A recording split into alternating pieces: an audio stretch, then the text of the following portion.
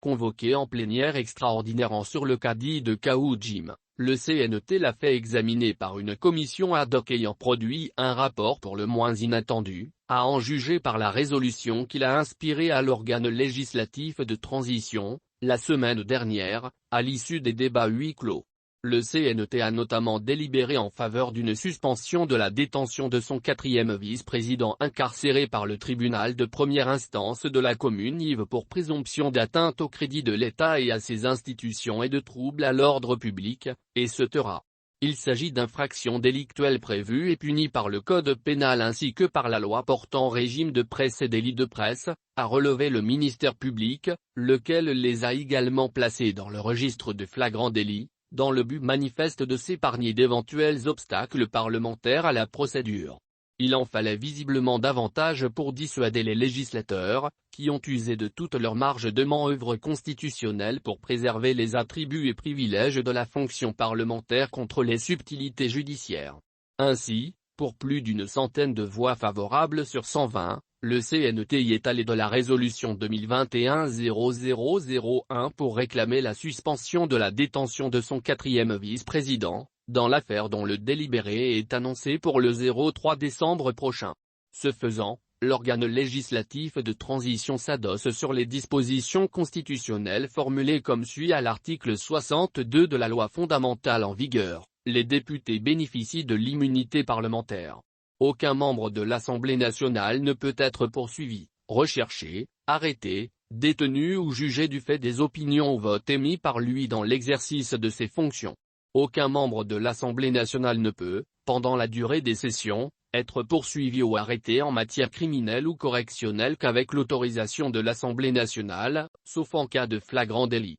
Aucun membre de l'Assemblée nationale ne peut, hors session, être arrêté qu'avec l'autorisation du bureau de l'Assemblée nationale, sauf en cas de flagrant délit, de poursuite autorisée ou de condamnation définitive.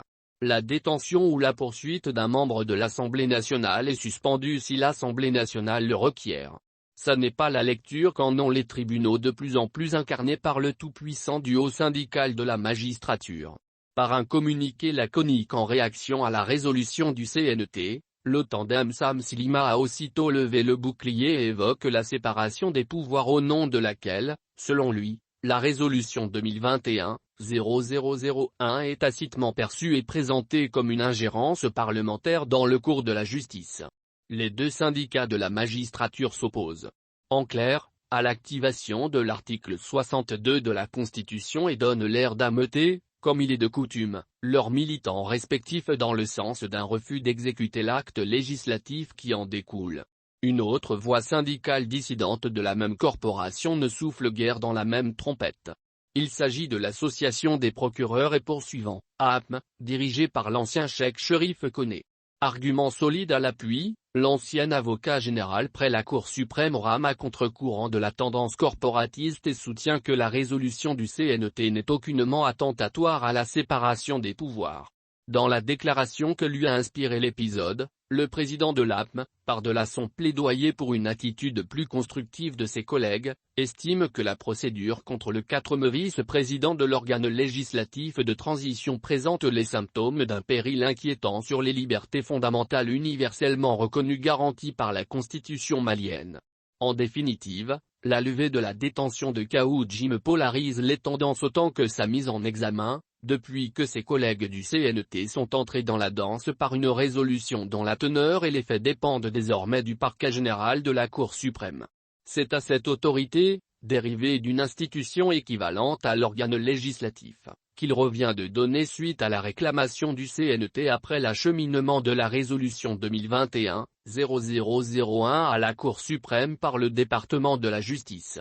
Reste à savoir si le destinataire saura résister aux pressions corporatistes par ces temps où la réalité du pouvoir judiciaire au Mali est moins détenue par les cours et tribunaux que par les syndicats de la magistrature, dont la position sur les procédures judiciaires tient généralement lieu de mot d'ordre pour les sentences.